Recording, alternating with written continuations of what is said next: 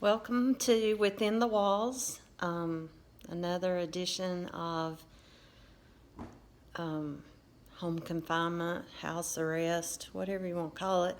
Young and the Restless, or Old and the Restless is this case.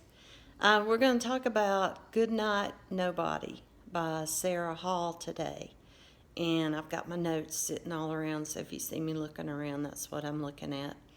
Still not really good and comfortable with this, but I'm going to try to keep it shorter this time. Because who wants to look at me for 20 minutes? So let's talk about Goodnight, Nobody. Sarah Hall, the writer, said she wrote this during the birth of her daughter and following the death of her mother, and also becoming a single parent. So that kind of explains a lot about her mindset and maybe the reason that it's kind of a dark story. It was a young girl coming of age story exploring death, basically. And of course, had a dog in it, which I thought was going to be good. And then it ended up that the dog killed an infant child. So it didn't really turn out to be such a great story after all, but it was thought-provoking, and that's the whole point. So we'll explore some of that. I asked a friend one time if she wanted to join our book club, and she told me that no, that she just liked to read the kinds of things that she enjoyed, and for her, I think it might have been mysteries or something, some kind of genre that, book clubs kind of frown upon. And she said, besides that, I don't want to read another young girl coming of age story. And I thought, I didn't realize just how many times we've had stories like that or books like that. So it made me think when I read this story, and it was a young girl coming of age, how would this story have been different if the main character had been a boy? Would that have changed anything for you? Because when I was reading the story, I sort of thought about it as a masculine character, doing some of the things that I think of boys doing, being very curious and independent. That sounds very sexist, I know, but I don't think I would have ever ventured to a mortuary just for curiosity's sake at the age of 11. But that's just me, maybe. And I was kind of a tomboy, so I don't know how that would have been different had it been a boy. I probably wouldn't have been as shocked, I guess.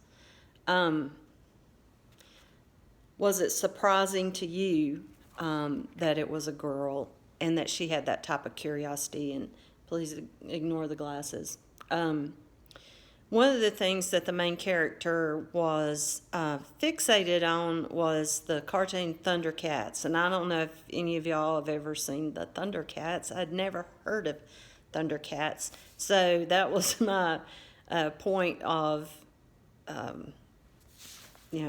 research, find out what Thundercats were. So I have some pictures of the Thundercats and tell you a little bit about the purpose of Thundercats, or the premise of Thundercats. This is a picture of the Thundercats, and the one in the middle is called Lion-O. And they're all kinds of cat-like creatures. And the plot of this cartoon, if you will, is they follow the adventures of a team of heroes, cat-like humanoid aliens on the planet Third Earth. The series plot begins with the dying planet of Thundera ending and forcing the Thundercats to flee their homeworld. The fleet is attacked by the Thunderians, I don't know how to say that, enemies, the mutants of Plundar, who destroyed most of the starships in the Thunder Fleet.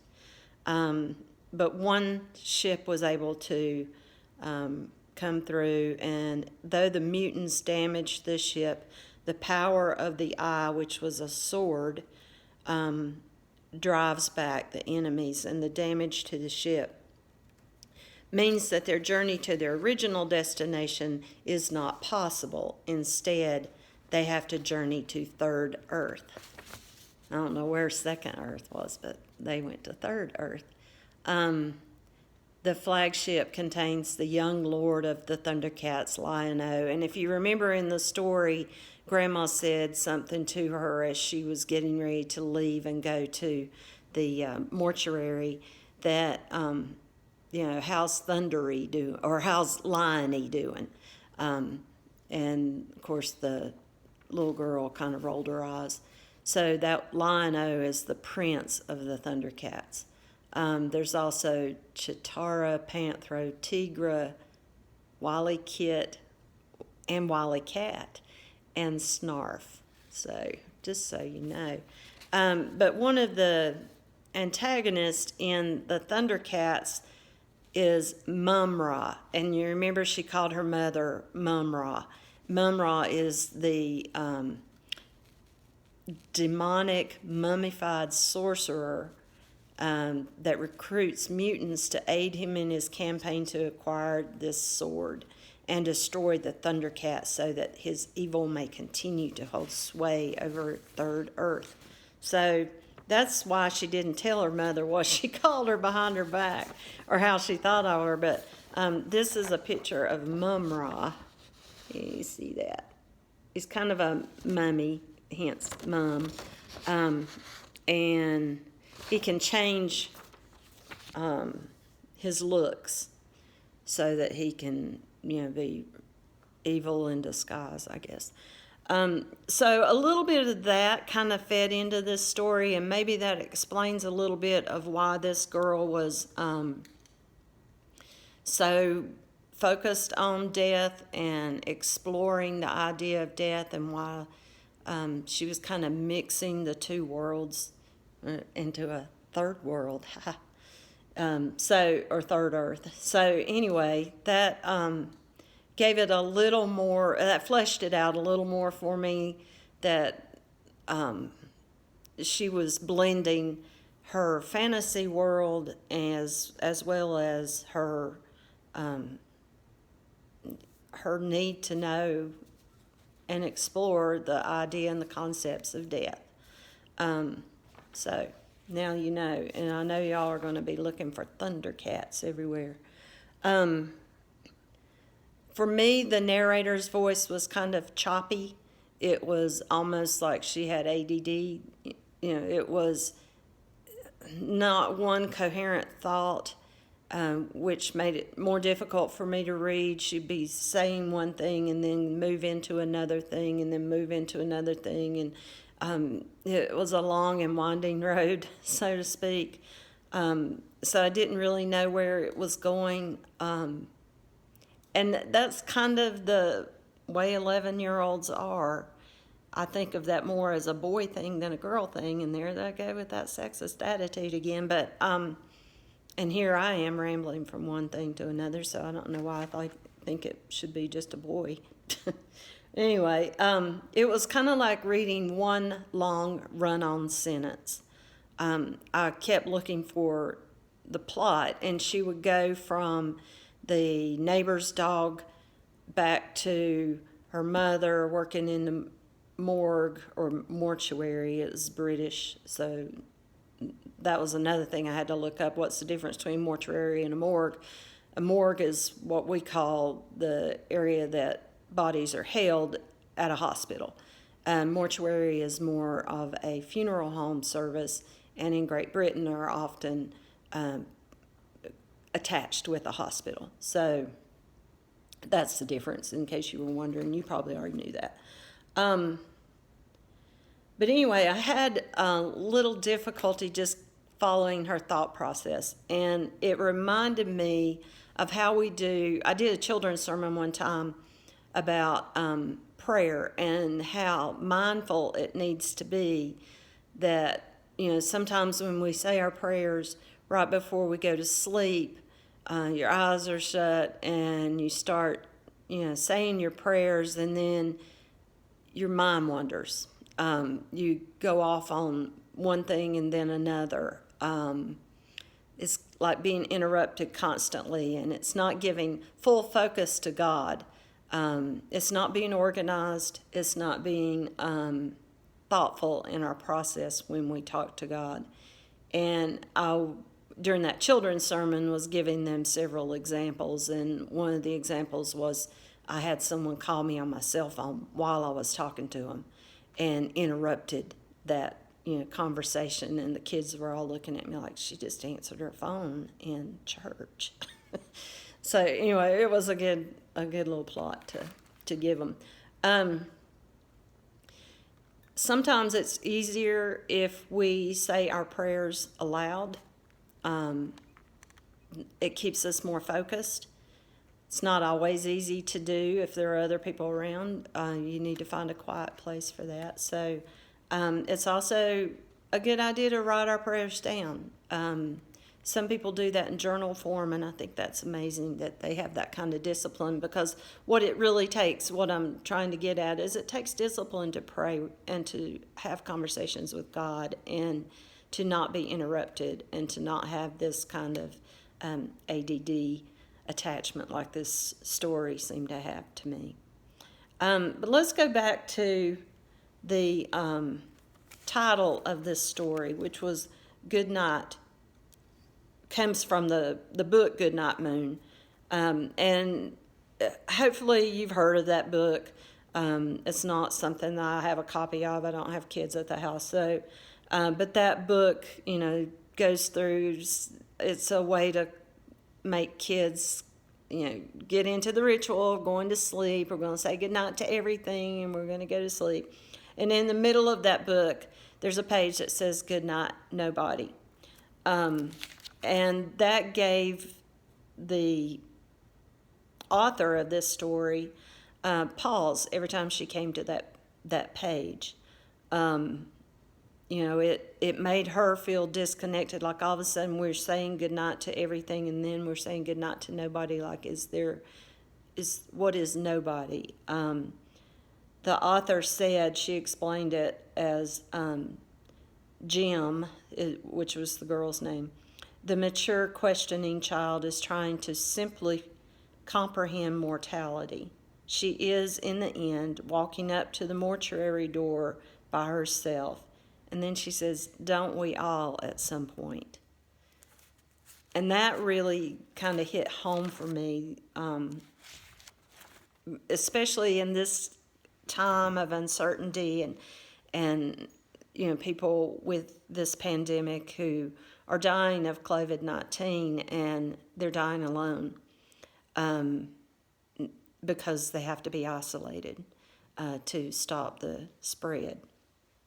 And how fearful that is. And I think that's one of the main fears of this pandemic, is that people have to face it alone. And we all do have to face our deaths alone. That's just the nature. Nobody goes with us, but they can be beside of us. But in this particular time, they can't. It's just not possible. I saw an interview of a nurse, and she said one of the things that she tries to do is to make eye contact with people who are suffering from this disease or who are dying, because that's all they can see of her. She can't touch them with her bare hands. She's got a mask on.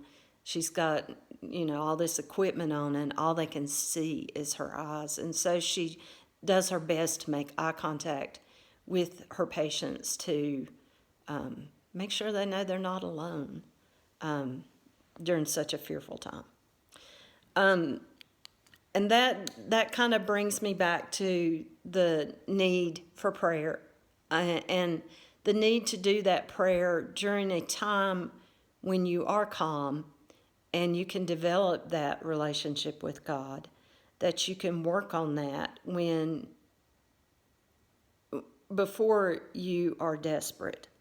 I guess is what I'm trying to say, that during this time when we are confined to our homes and we have time on our hands, it's the perfect time to develop your relationship with God and to develop your prayer life and to put some kind of organization in it, not just a breath prayer or not just a doing the Lord's Prayer or rote prayers, but to actually develop what it is you want to say to God and how you want to say it, and know that He is there for you. And even in times of extreme stress, then you can turn to Him more easily because you've developed that relationship. So one of the things that I find comforting when I don't know what to say, thank goodness we have internet and so much more access to things now than we used to have. But you can find prayers online. If you don't know what to say, there are other people who do, who can maybe say it in a better way. And that can give you a jump start to your own prayers and your own communication and relationship with God. And I found one that I thought was really well said, and I thought I would read it for you today as our closing prayer. So if you will, pray with me, please. May today there be peace within. May you trust your highest power that you're exactly where you are meant to be. May you not forget the infinite possibilities that are born of faith. May you use those gifts that you have received and pass on the love that you have been given. May you be content knowing you are a child of God. Let this presence settle into your bones and allow your soul the freedom to sing and dance. It is there for each and every one of you. Amen. All right. That's kind of my take on this story today, and I really enjoyed reading your comments, even the ones from CNN, from last week's story, and it gives me a lot of insight. And I don't answer them all because, you know, who am I to answer all that? But I did enjoy it, and I hope that you will give me some insight on this story too, because I found it difficult to kind of navigate. And next week's story, oh, help.